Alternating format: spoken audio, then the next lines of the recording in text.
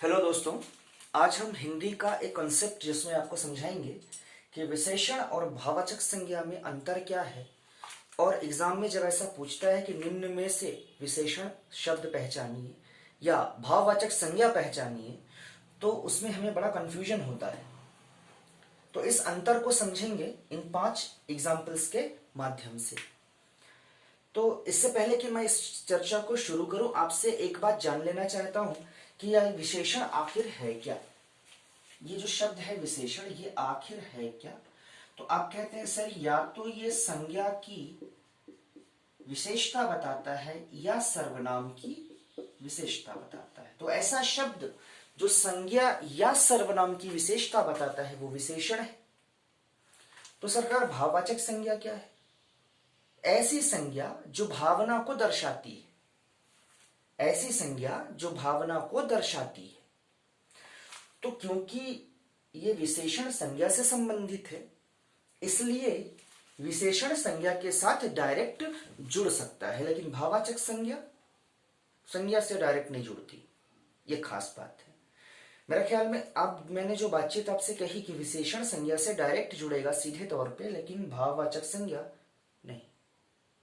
तो अब आप समझ पाएंगे कि पांचों एग्जाम्पल्स के माध्यम से कि आखिर विशेषण और भाववाचक संज्ञा में अंतर क्या होता है। दोस्तों, ये एग्जाम पॉइंट ऑफ व्यू से, चाहे वो व्यापम का एग्जाम हो या सीजीपीएससी का एग्जाम हो, सभी में हिंदी जरूरी है। जैसे अभी एग्जाम होने वाला है, टेंटेटिव डेट आई है मेरे ख्याल में 20 सितंबर की, 20 सितंबर। तो उस तारीख को जो एग्जाम है एसीएफ रेंजर का, फॉरेस्ट्री का, उस पर भी ये पहले पेपर में शामिल है हिंदी। तो इस तरह के सवाल वहां फ्रेम होते हैं। देखिए, एक शब्द लिख रखा है मैंने, अमीरी। सरकार, अगर गौर से देखें, इस शब्द की जगह अगर मैं लिख दिया होता अमीर, इस शब्द की जगह पर मैंने अगर अमीर लिखा होता, तो इस शब्द को पहचाने ये विशेषण है या भाववाचक संज्ञा। तो मैं आपको सीधे सीधे ट्रिक पे ले चलता हूं बिना समय गंवाए। अमीर शब्द विशेषण है या नहीं, इस बात पर डिपेंड करता है कि ये अमीर शब्द किसी संज्ञा से जुड़ सकता है कि नहीं। जैसे अमीर व्यक्ति, अमीर आदमी, अमीर लड़का, अमीर लड़की। अरे हाँ, अमीर तो शब्द है जो वो संज्ञा से डायरेक्ट जुड़ रहा है, इसलिए जो अमीर शब्द है वो विशेषण है, डायरेक्ट जुड़ गया। अमीर लड़का, अमीर व्यक्ति, अमीर आदमी। लेकिन अमीरी, अमीरी लड़का, अमीरी व्यक्ति, अमीरी आदमी, ऐसा कोई शब्द तो हमें समझ में आया नहीं सरकार। तो हम जानते हैं कि अब अमीरी जो शब्द है, क्योंकि विशेषण तो नहीं हो सकता, क्योंकि वो संज्ञा से डायरेक्ट नहीं जुड़ रहा है, तो वो भाववाचक संज्ञा कैसे पता चली। बात मैं दोबारा आपको समझा दूं कि भाववाचक संज्ञा जो है वो की भावना से जुड़ सकता है। जैसे अमीरी की भावना, गरीबी की भावना, कंजूसी की भावना। तो सरकार, ये शब्द जो ये ऐसे जो शब्द स्ट्रक्चर्ड होते हैं उन्हें आप समझ पाएंगे। जैसे अमीरी, अमीरी की भावना, तो सरकार भावना से जुड़ रहा है, इसलिए भाववाचक संज्ञा। भाववाचक संज्ञा, अमीरी जो शब्द है भाववाचक, लेकिन अमीर विशेषण। इसी तरीके से बुढ़ापा, बुढ़ापा व्यक्ति, बुढ़ापा आदमी, ऐसा कोई शब्द नहीं होता, इसलिए हम इसे कहते हैं कि ये भाववाचक संज्ञा है, क्योंकि ये संज्ञा से डायरेक्ट नहीं जुड़ती। लेकिन इसी की जगह पे मैंने लिखा होता है बूढ़ा, तो बूढ़ा आदमी, बूढ़ा व्यक्ति, ये तो संज्ञा से जुड़ा, मतलब बूढ़ा विशेषण, लेकिन बुढ़ापा भाववाचक संज्ञा। इसी तरीके से बात करें कंजूस, कंजूस व्यक्ति, कंजूस आदमी, संज्ञा से जुड़ा, इसका मतलब है सरकार ये विशेषण है। यहीं पे मैंने लिख दिया होता कंजूसी, तो कंजूसी व्यक्ति, नहीं नहीं नहीं, कंजूसी की भावना, की भावना से जुड़ गया, तो कंजूस शब्द विशेषण, लेकिन कंजूसी ये भाववाचक संज्ञा। गरीबी, सरकार गरीब और गरीबी दो शब्द हैं, गरीब और गरीबी। तो अगर मैं गरीबी कहता हूं, तो जैसे गरीबी व्यक्ति, गरीबी आदमी, ऐसा कोई शब्द हम समझ नहीं पाते। तो गरीबी अपने आप में भाववाचक संज्ञा, क्योंकि ये संज्ञा से डायरेक्ट नहीं जुड़ रहा है, लेकिन किससे जुड़ रहा है, की भावना, गरीबी की भावना। लेकिन अगर मैं इसकी जगह पे गरीब लिख देता तो गरीब व्यक्ति, गरीब आदमी, गरीब लड़का, इसका मतलब संज्ञा से गरीब जो शब्द है संज्ञा से सीधे तौर पे जुड़ पा रहा है, इसलिए गरीब शब्द विशेषण, लेकिन गरीबी भाववाचक संज्ञा। इसी तरीके से लालिमा एक शब्द मैंने लिख रखा है, ये किस शब्द से बना हुआ है? तो लाल। तो अगर मैं कहता लाल कपड़ा, लाल सूरज, तो मैं ये जो लाल शब्द है इसे कह सकता हूं कि ये डायरेक्ट संज्ञा से जुड़ता है, इसलिए सरकार ये विशेषण है। लेकिन लालिमा तो सूरज की लालिमा, तो लाल होने का भाव, चेहरे की लालिमा, लाल होने का भाव बता रहा है, इसलिए भाववाचक संज्ञा। तो मेरा ख्याल है कि इन 5 एग्जाम्पल से आपको ये बात तो समझ में आ गई होगी कि विशेषण और भाववाचक संज्ञा में अंतर क्या है और उन्हें पहचाना कैसे जाता है। इसका स्क्रीनशॉट लीजिए, फिर हम चर्चा करेंगे सकर्मक और अकर्मक क्रिया पर।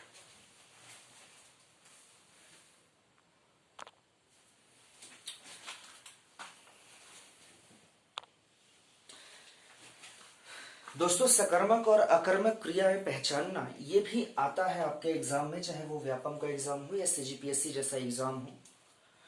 तो इसे पहचानते कैसे हैं? मैं ये मान के चलता हूं कि आपको एक चीज तो आती है, आपने पढ़ रखा है कि क्रिया क्या होती है, क्रियाएं क्या होती हैं। अगर नहीं भी पढ़ा है तो कोई बात नहीं है, इसके लिए आज के लिए तो ये जरूरी नहीं है उतना। हम आगे के लेक्चर्स में क्रियाएं समझेंगे कि आखिर इनके प्रकार क्या हैं और इस पर डिटेल पे चर्चा होगी। लेकिन अभी के लिए आप ये समझ लें कि जैसे खाना, पीना, पढ़ना, जाना, रहना, ये सारी क्रियाएं हैं जिससे कुछ कार्य होने का बोध हो रहा हो। जैसे राम फल खाता है, इसमें खाना क्रिया है। मैंने यहाँ 3 एग्जाम्पल्स लिख रखे हैं। राम फल खाता है, मोहन किताब पढ़ता है, राजू बाजार जाता है। ये 3 वाक्य हैं हिंदी के जिनसे हम समझेंगे सकर्मक और अकर्मक क्रिया आखिर में पहचानी कैसे जाती है। तो सबसे पहला काम तो मैंने क्रिया पहचानना सीखा कि राम फल खाता है में खाना क्रिया है, क्योंकि कुछ काम होने का इससे पता चलता है। ये क्रिया जिसके द्वारा की जा रही है वो स्वयं राम है, इसका मतलब कर्ता कौन है? राम। तो अब बातचीत यहां से शुरू होगी, उस ट्रिक की मैं चर्चा कर लूं जो आपको समझाना चाहता हूं। तो मेरा कहना यह है कि आप कर्ता और क्रिया के बीच 2 सवाल पूछें, एक शब्द क्या और दूसरा किसको। एक शब्द क्या और दूसरा किसको। जैसे समझिए सरकार, इस एग्जांपल में पूरा समझा दूंगा। कर्ता और क्रिया के बीच 2 सवाल पूछने हैं। राम क्या खाता है? राम किसको खाता है? तो किसको का आंसर तो यहां नहीं मिला, लेकिन राम क्या खाता है तो सरकार आंसर है फल। तो अब यहां से बातचीत एक क्लियर हुई कि 2 सवाल पूछने हैं। लेकिन क्यों हम 2 सवाल क्यों पूछें, अब जवाब सुने उसका। अगर दोनों सवाल में से किसी एक का जवाब मिल रहा है तो वो सकर्मक क्रिया। दोनों सवालों में से किसी एक का भी जवाब मिल रहा है तो वो सकर्मक क्रिया।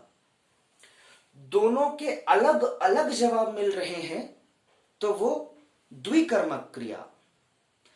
और अगर दोनों का कोई जवाब नहीं मिल रहा है तो अकर्मक क्रिया।